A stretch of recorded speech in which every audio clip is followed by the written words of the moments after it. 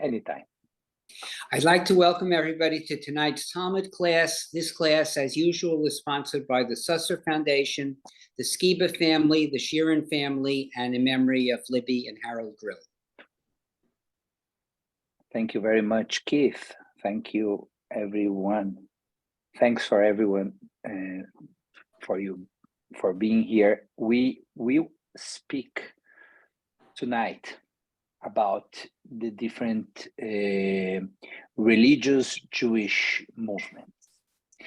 And I say religious Jewish movements because there are non-religious Jewish movements too. We are concentrating on the religious Jewish movements. So we are not talking tonight about Zionism because Zionism is a secular movement, it's not a religious movement, although we will touch a little bit on the relation of each religious movement to Israel.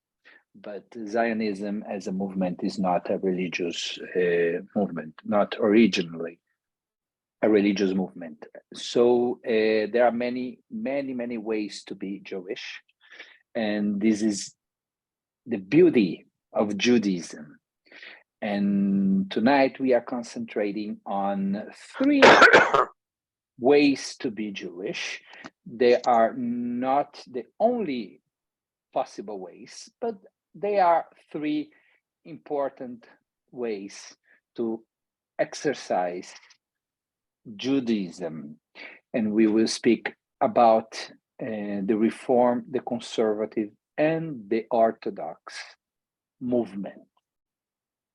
And before I start, I want also to say that we are not here to decide which movement is the best one. There is no competition here going on.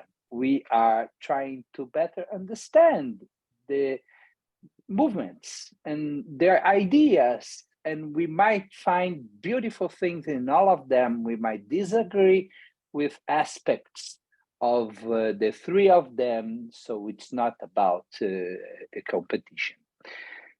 In addition to that, I want to say that I am a conservative rabbi, and it contaminates my speech.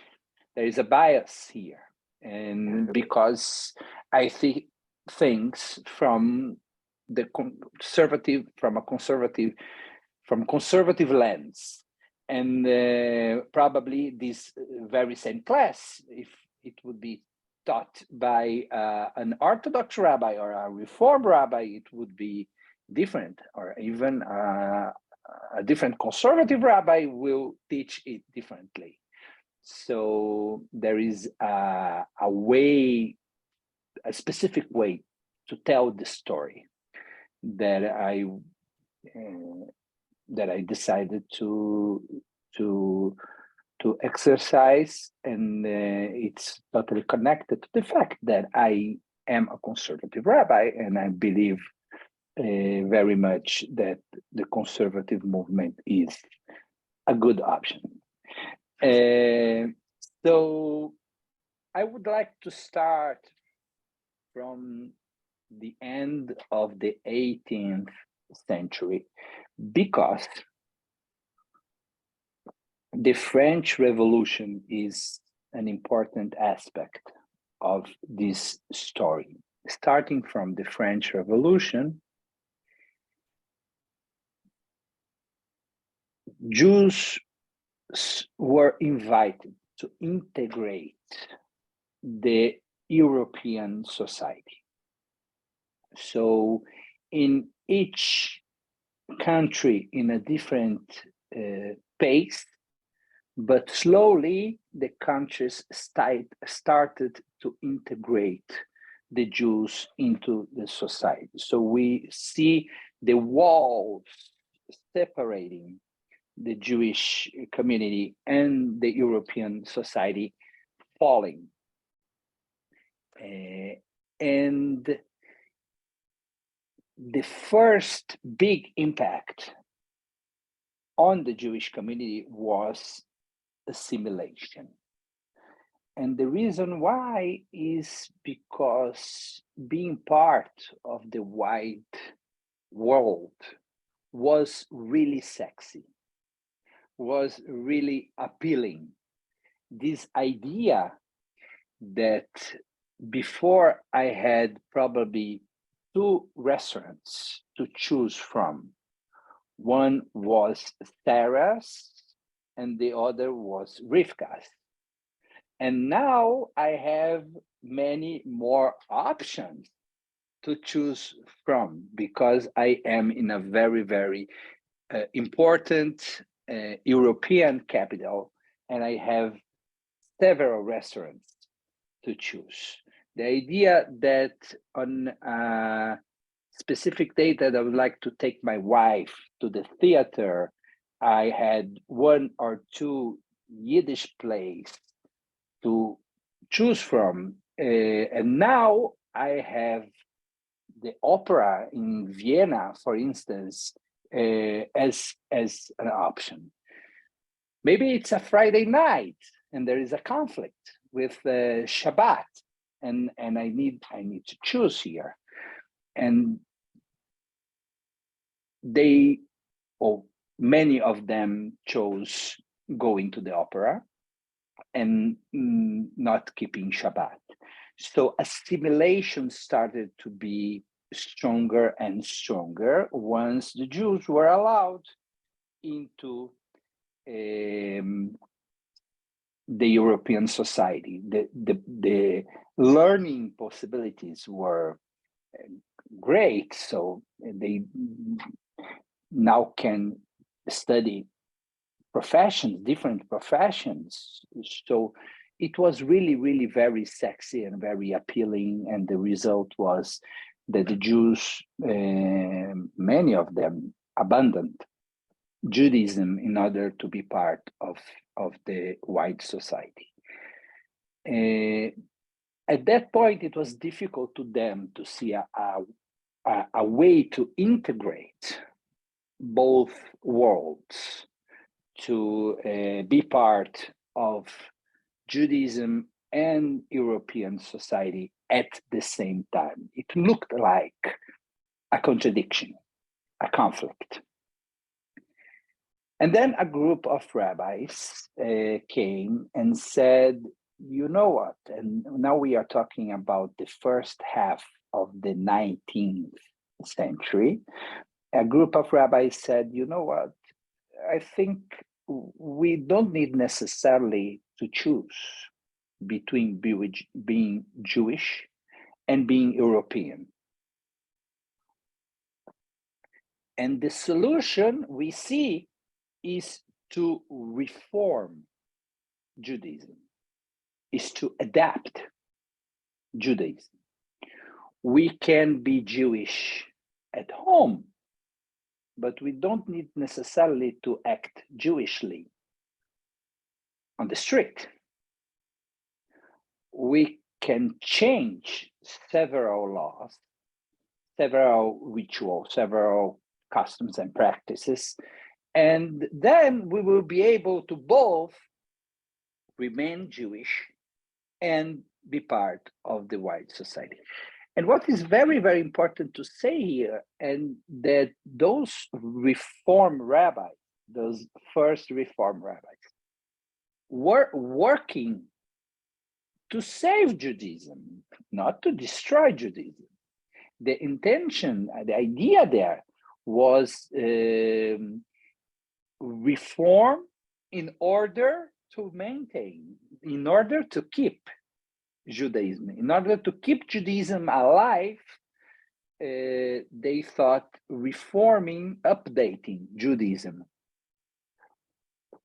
was a solution. And they started to do those changes. And one important change was they brought the aesthetic aspect to the ritual. So the ritual under the leadership of the first Reform rabbis acquired the aesthetic ritual, aesthetic aspect. So it now has to be beautiful. It now has to be nice. The ritual needs to be beautiful and nice. And why? Because now Judaism is in the markets, competing with the opera and competing with the different religions. And on a certain night, let's say a Friday night, the Jews will decide if they go to the synagogue or they go to the opera or they go to the church.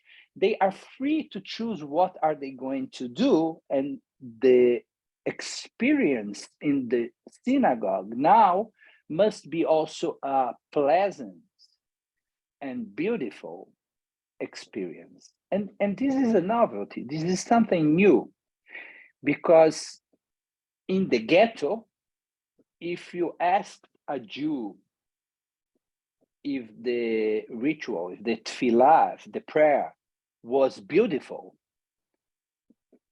he would not understand your question. The prayer was prayer.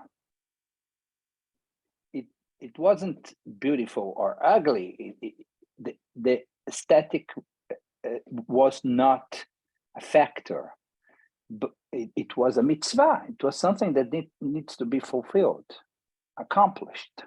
Now that Judaism is somehow competing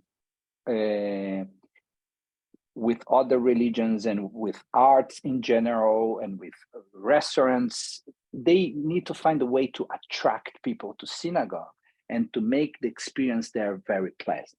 And how did they do it? So the rabbis and the cantors started using a very beautiful and fancy dressings. Stephen, I'm closing your mic. If you need, you can open it. A beautiful and fancy clothing to lead the ritual. So the rabbis and the cantor had a very beautiful dressing.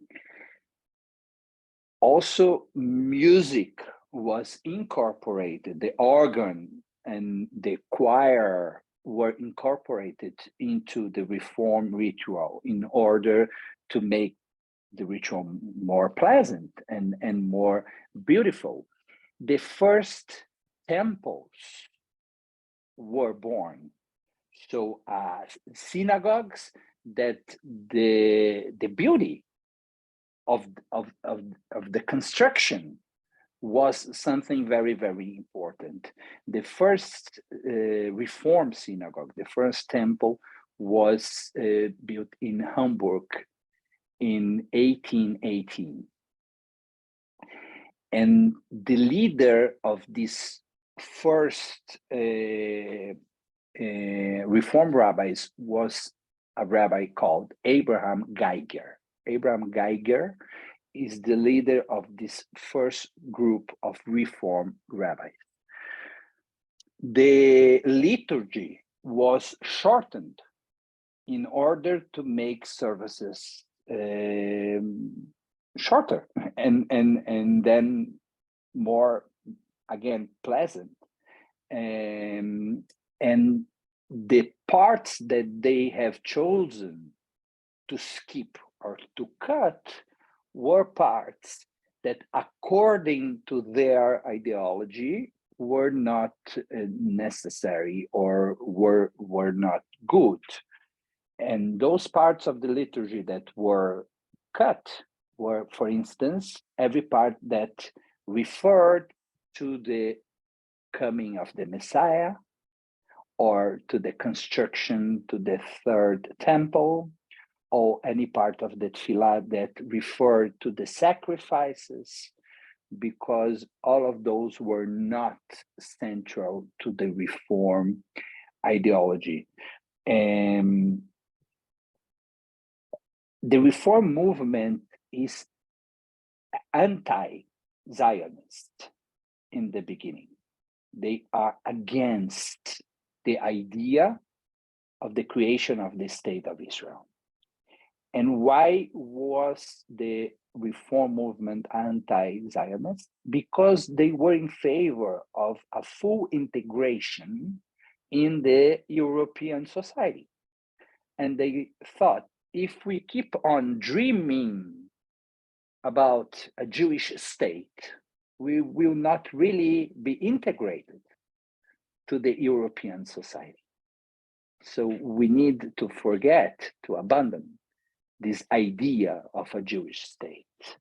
And they actually saw the invitation to integrate the European society as the Messianic time, as the Messianic era.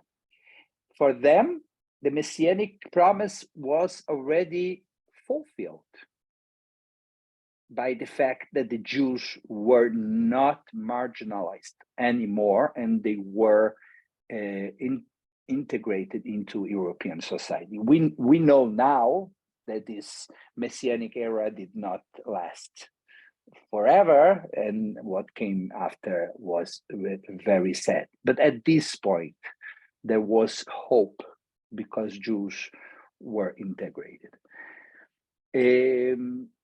Among those reforms and those changes, there were some very radical ones, like the idea of moving Shabbat to Sunday.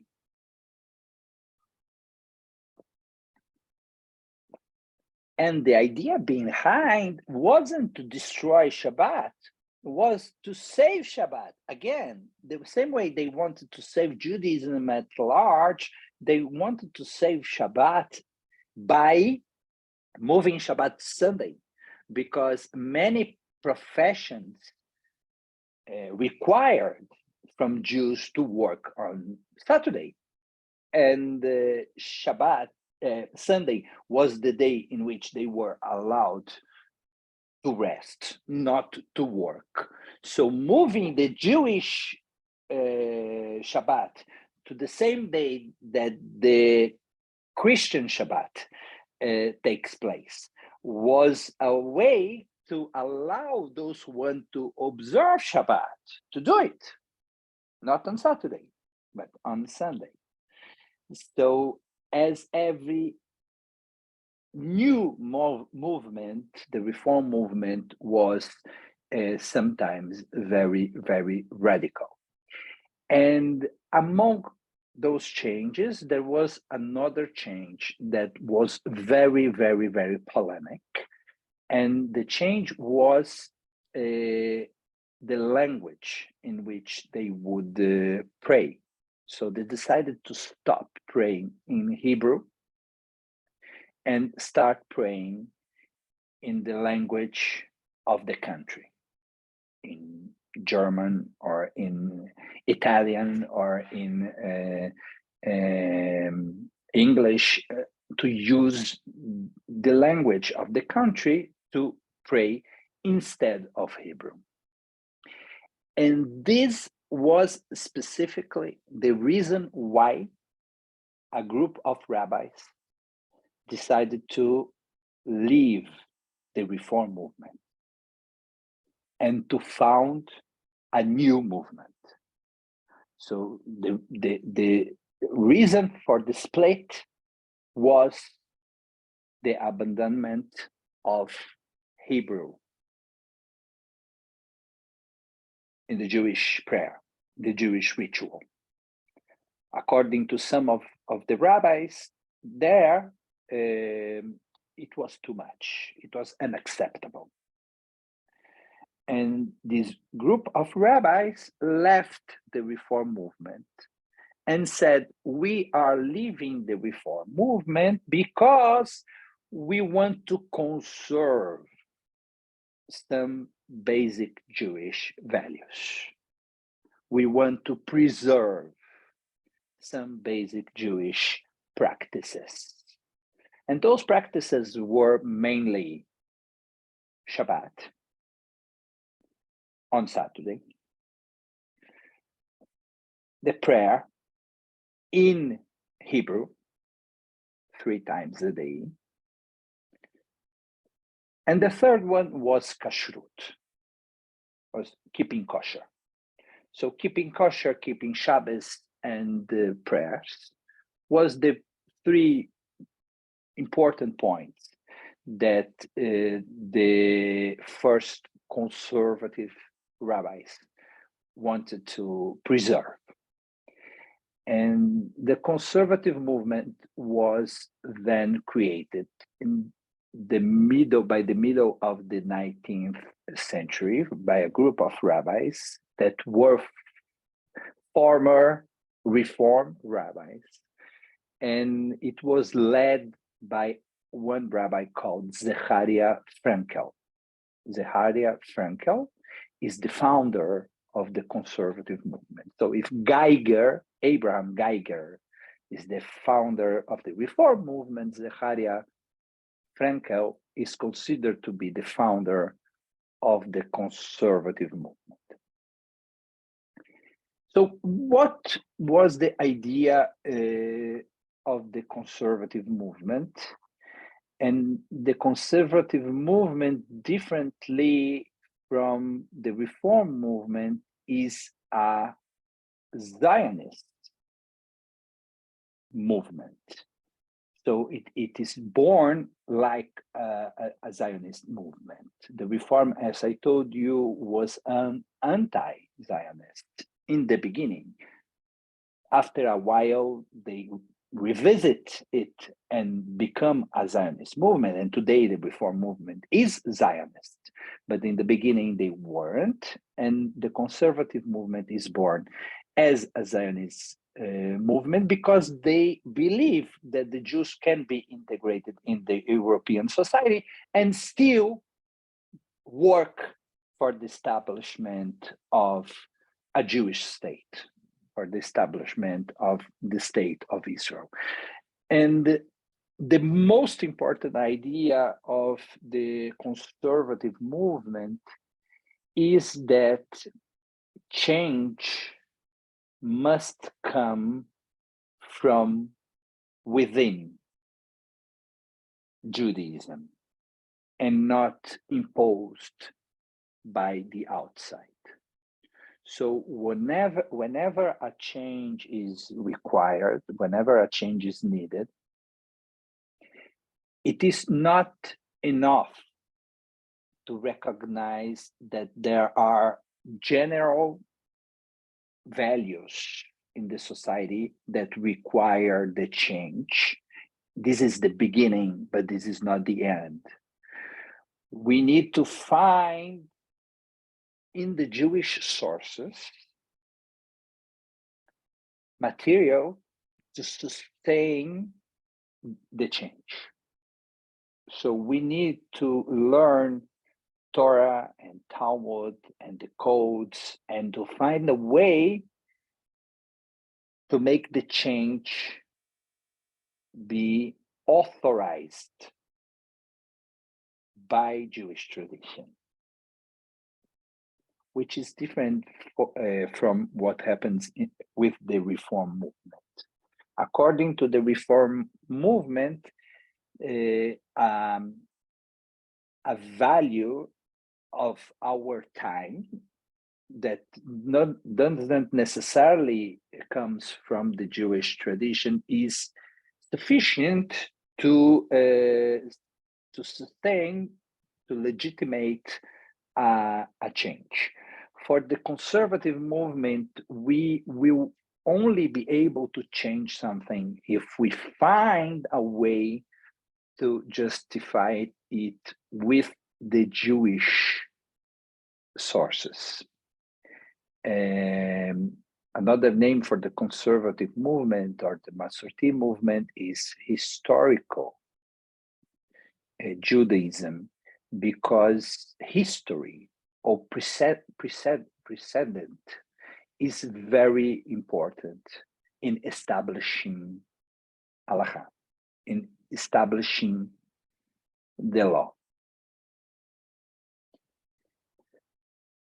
And then, as a reaction to the reform and to the conservative movement. Another group of rabbis decided to freeze Judaism, decided to determine that the way they would practice Judaism on the 19th century will remain from that moment on, will stay from that moment on the right way to practice Judaism, to stop change, to stop evolution. And then Orthodoxy was born. I know that it's very confusing every time I teach this class. The notion that Orthodoxy is the newest of the three movements, because many people think that the Orthodox movement is the original one, is the oldest one, is the one that existed forever. But this is not true, historically speaking, because change was part of Judaism. We survived so many centuries because we were able to balance tradition and change. So the notion of freezing Judaism and prohibiting any kind of evolution, of change, of update, was new to Judaism, was a reform on the Jewish way. Chatam Sofer is considered to be the father of Orthodox Judaism, as Geiger was for the Reform Judaism and Frankel was for the conservative Judaism. And he had a slogan, Chatam Sofer. And his slogan was Chadash Asur Mina Torah. The new is forbidden by the Torah. The novelty, the evolution, the change is against the Torah. But change was never prohibited in Jewish history. We kept on changing. We had to change a lot when the Temple of Jerusalem was destroyed. We stopped doing sacrifices. The role of the Kohanim, the priests, changed a lot. We stopped having one central place of ritual, and we established synagogues all over the world. We do not have slaves anymore, as the Torah allows us to have. Jewish men do not marry several women as they used to do. We don't stone those who disrespect Shabbat anymore, and so on and so forth. So Judaism is a combination of tradition and change. So when this group of rabbis in the 19th, by the end of the 19th century, decide that they will keep the black clothing forever, they know that this is not the way the Jews used to dress 2, 3, 4, 500 years before. You may imagine that Moses in the desert was not wearing black clothing. He would not survive with that kind of clothing for 40 years in the desert. It would be impossible. So this is the way the Jews in Eastern Europe, in very cold countries, would wear in the 17th, 18th century on, but no, not before. And it wasn't necessarily the way that only Jews dressed, but the anti-Semites would dress the same way. This was the way that the population would dress on those countries. But as Khatam Sofer and the new Orthodoxy understood the Reform and Conservative movements as a threat, they had to do something about it. And their reaction was this whole notion of freezing Judaism. They also did a very important thing. They decided that from that moment on, they would have one single code as the official code for the entire Orthodox world. And it wasn't true before the 19th century.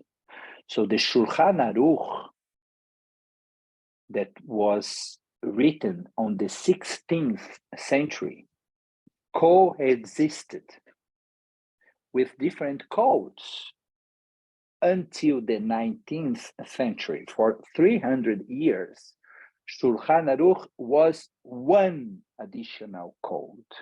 But some Jewish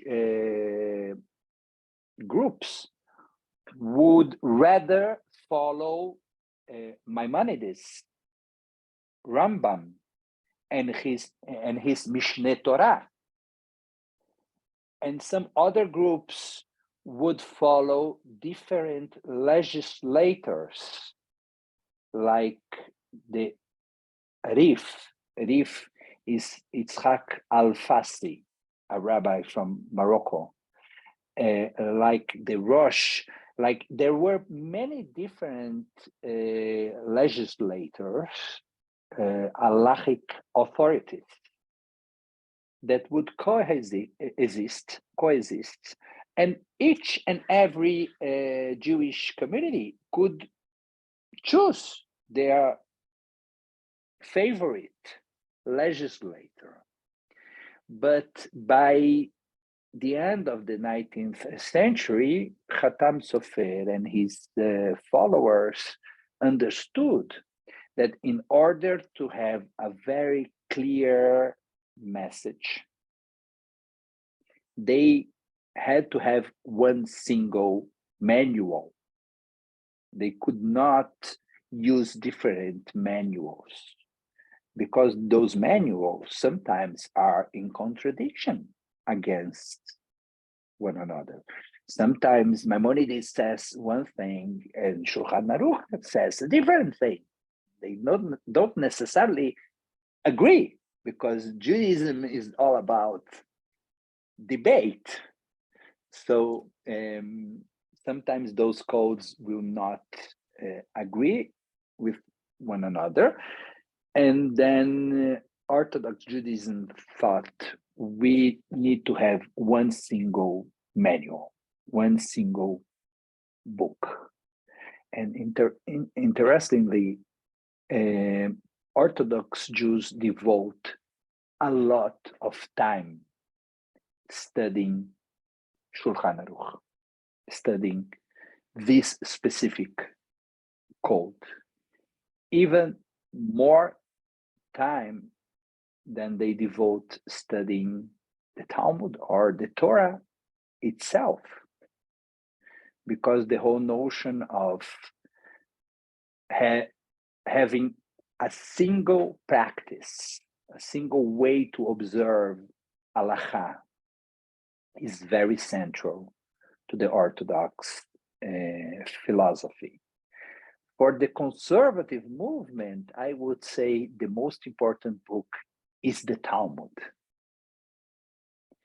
Because the Talmud establishes the range within which we can play. So the Talmud is a book of several different opinions about each topic, about each subject. But it has a limit. And the conservative movement would play within the limit, within the range established by the Talmud. So sometimes the opinion that the Shulchan Aruch chose to establish halacha is not the opinion that the conservative movement will prefer. They will revisit the Talmud and they will say, you know what? The opinion of Rabbi X was chosen by the Shulchan Aruch, but is not the most valuable opinion for us now in the 19th or 20th or 21st centuries.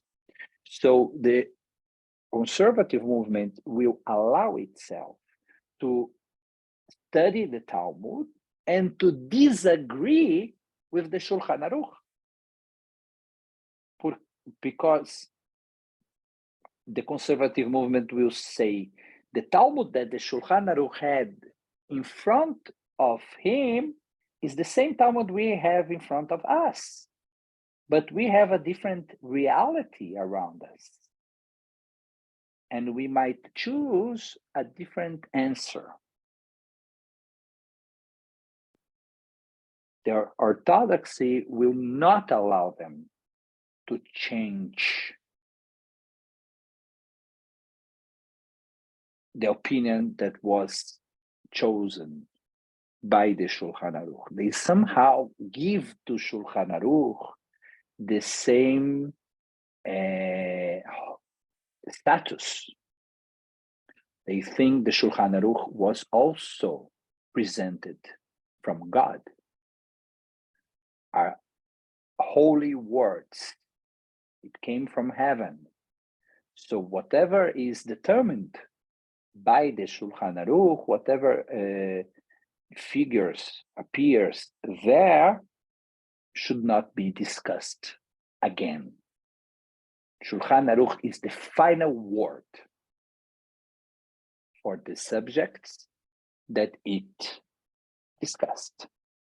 There are new subjects that the Shulchan Aruch did not discuss. So this subject will be discussed by the Orthodox movement. But those who were discussed by the Shulchan Aruch on the 16th century, those are considered to be final word from heaven. The conservative movement will say a strong sentence, a strong slogan, if you will. Shulchan Aruch has a voice, but doesn't have veto. Shulchan Aruch doesn't have the final word in halacha. It has an opinion, and we value it. They will study Shulchan Aruch in conservative yeshivot, but they will not feel that they have to follow. They are obligated to follow Shulchan Aruch because Shulchan Aruch is the result of a process of choosing one opinion over the others that was good for a specific rabbi in a specific period that may not respond to our necessities, to our need now. And finally, I would say that the Torah is the most important book for the Reform movement, more than the Talmud, and more than the Shulchan Aruch, because the Torah is a book of general rulings. It's a book of principles that allow you to interpret it in infinite ways. So the Reform rabbi does not see themselves limited to the 6 or 8 or 12 opinions in the Talmud. They will allow themselves to create a new interpretation. If there are 7 different opinions, they will create an 8th, a 9th, a 10th, and say, as the Talmud interpreted the Torah, so can we.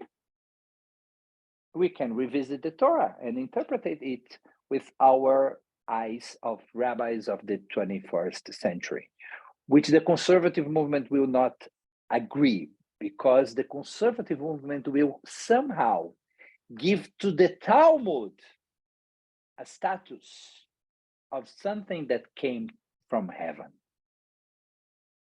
The same way that the Orthodoxy will give to the Shulchan Aruch the status of a book that came from heaven, the conservative movement will establish their red line there and say, you know, I'm willing to revisit the several different opinions in the Talmud and choose a different one, but I'm not willing to create something absolutely new, something totally new, something that does not appear whatsoever in the Jewish tradition.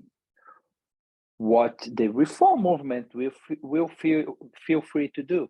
The Reform movement will say, you know what?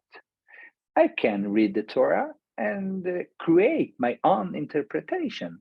And by the fact that I am doing it and I am Jewish, it's a Jewish interpretation. I don't need a previous rabbi to say it before. I am saying it now. I am Jewish. I have the Torah in front of me, and I can create whatever I want, whatever my community agrees to follow. I am free to do it. The conservative movement will establish the Talmud as the limit. And the Orthodox movement will say, you know, we have this very wise rabbi in the 16th century that did the work, and we need to stick to this work. And we will only debate and discuss whenever we find a theme, a subject that was not discussed by the Shulchan Aruch. So this is a long and general introduction to the 3 religious Jewish movements. And before we continue, I would love to get some reactions, questions, and you may feel free to disagree. And yes, Marty. Yeah, Rabbi, 2 very quick. What did the Reform movement leave from? It seems the Orthodox, but you'll answer that. And isn't the Shulchan Aruch based on the Talmud and Torah? Those are my two questions. So I'll start from the second question. Yes, the Shulchan Aruch is 100% based on the Talmud and on the Torah. The exercise that the Shulchan Aruch does, the Shulchan Aruch chooses for you one answer to every question. So while you will find several different answers in the Talmud, in the Shulchan Aruch, you will find one answer only, because the Shulchan Aruch did the work for you. Instead of making you studying the Talmud and deciding by yourself, the Shulchan Aruch did the work. They studied the Talmud and they said which is the right answer to each question. So the Shulchan Aruch is totally based on the Talmud, and the Talmud is a discussion, a debate on the Torah. So everything is connected. This is the second question. What is the first question? The first one was, what did the Reform movement lead from? It had to be the Orthodox, I guess, because you say the Orthodox was the last, but I wonder if you're just talking about the Hasidic movement. I'm not sure. Okay, so this is a very important question, Mari, and I thank you for asking, because if I tell you that the Orthodox movement is the newest, you should ask me what existed before.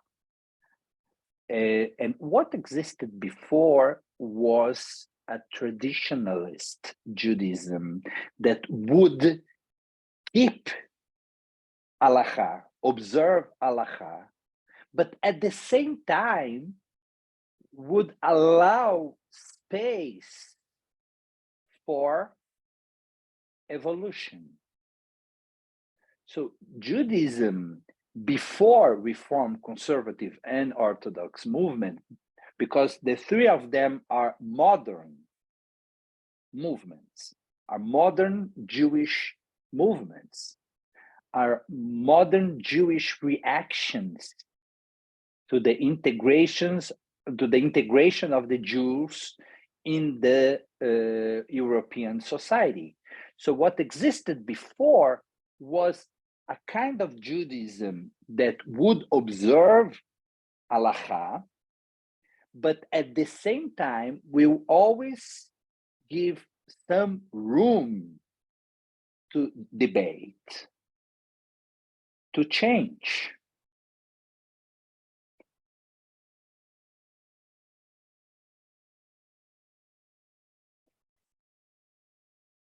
If you want to know how the Jews, how European Jews were before the French Revolution, you can watch the Sephardic world, because the Sephardic world did not participate in this story. The story that I'm telling you is an Ashkenazic story. And the Sephardic world kept a traditional Judaism that was, on one hand, traditional, but on the other hand, flexible.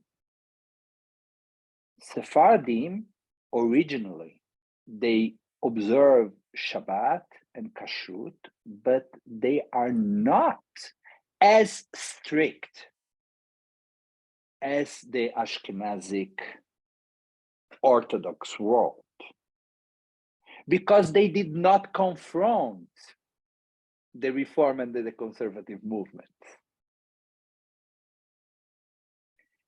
Once the Sephardic Jews were expelled from the Arab countries and came into contact with the Ashkenazic world, there was a change. Then the Sephardic Jews started to become more and more Orthodox. But it was an influence from the Ashkenazic Orthodoxy on the Sephardic world, because the Ashkenazic Orthodox rabbis would say to the Sephardim, you are not really Orthodox. You are too flexible. You are too open. For instance, if you have glass dishes, you can use it for meat and for milk, okay? Glass dishes, you don't need to have two sets. And this was the way that the Sephardim did before they met the Ashkenazim. And the Ashkenazim started saying to them, this is not enough. You are not really Orthodox. Orthodox must have two sets, no matter what. And then the Sephardim abandoned the tradition of having one single set and started buying two sets. The Sephardim used to keep kosher at home, but they would go to a non-kosher restaurant, the Sephardim.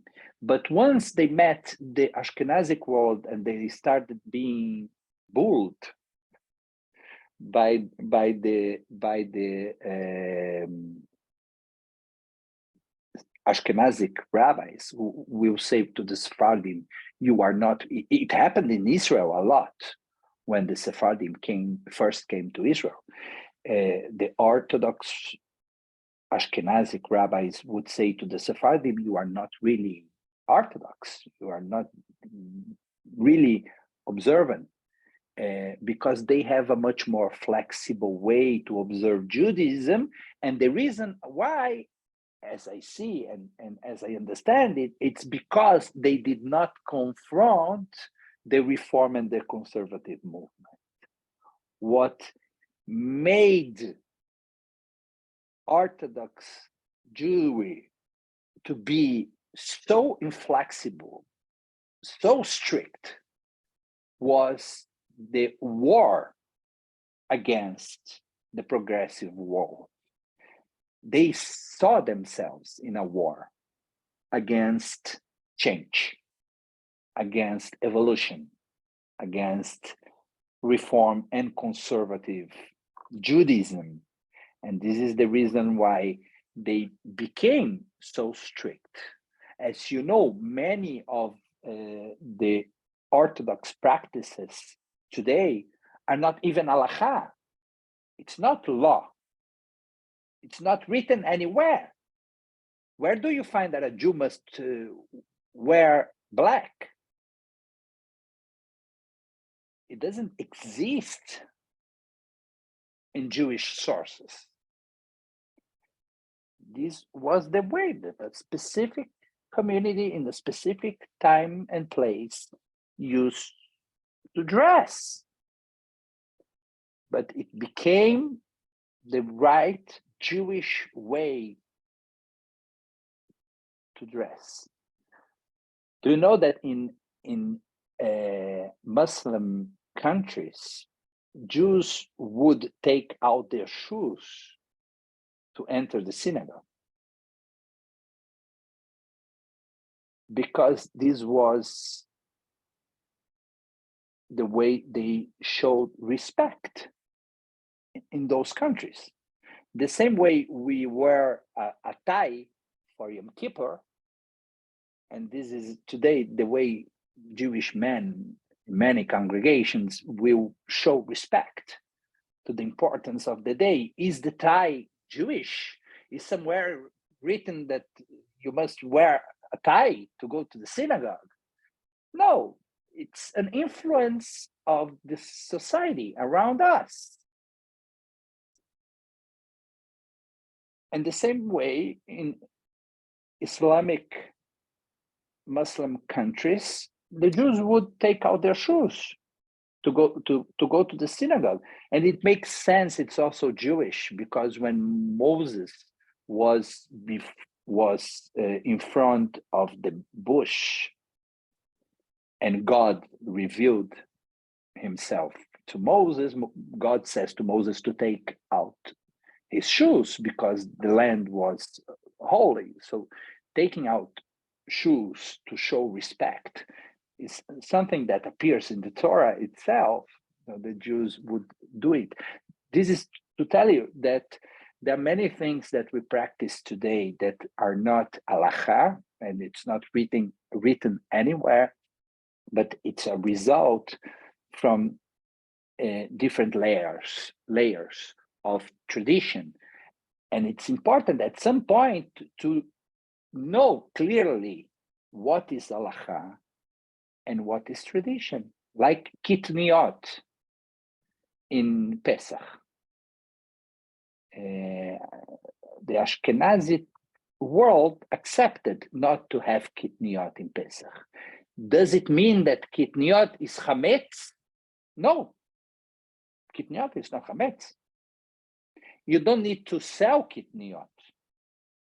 You don't need to take kitniot out of your home. If you don't want to eat, don't eat. But kitniot is not chametz. One of the important things that the conservative movement would do is to differentiate between the actual prohibitions and the fences that were built around the prohibitions in order to keep you far away from committing a sin. But the fences themselves are not prohibitions, are not halacha.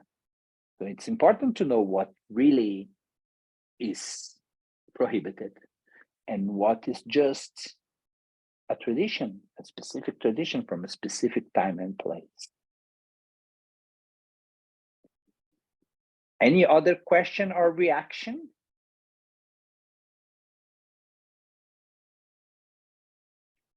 So on our next meeting, we will concentrate a little bit in how the three different movements accept halacha. So what is the attitude of the Reform, Conservative, and Orthodox movements towards halacha? And we will read three different articles, one written by a Reform rabbi, one written by a Conservative rabbi, and one written by an Orthodox rabbi, Jonathan Sachs, about halacha.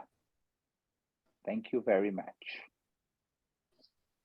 Thank you very much. Thank you very Thank you, much, Rabbi. Rabbi. Thank you. Excellent, excellent. Thank you. Very Rabbi. good. Thank you. Great. Informative. Thank you. Very interesting. Very interesting. Yes. Great. Very informative. Yeah. Very Have a enlightening. wonderful night. Yeah. Great. Yeah. Thank you, Arlene. Thank you. You know what? I was raised modern Orthodox, and in all my years, I always thought it was Orthodox was first, and then conservative. Followed some and changed from the Orthodox, Yeah. and then Reform just reformed everything. Changed, So and it's just very surprising. And my father never said. I mean, we followed a certain way, and I never knew that. I just never. It's Reform all the way Reform- around. Reform came before conservative. The conservative popped out of reform. I think, yeah. Yeah, But that I'm just surprised. This is my whole life. You don't understand. It's like I mind-boggling, and I thought, Orthodoxy was the time of Moses, was the time of it's just very, Do you think very that Moses? interesting. You think that Moses had a set for milk and a set And Abraham, for meat? Abraham, newspaper the forefathers, players. but Abraham and Yes. Yes. I was just brought up that way, Abraham in particular had meat with milk. Oh, yeah, It's described in the Torah. right, But right. yes, But I'm just, yes. No, I totally understand. Yeah. Yeah, very I'll interesting. be happy to keep on speaking with you on the next meeting or between meetings anytime. Sure. Okay. Thank Have a you. wonderful night. You Yeah. too. Thank Good you. Thank night, you. good night, everyone. Good night. Good Very, night, very everyone. Good informative. night, Good night. Paquita. Thanks for being here. Okay, good night.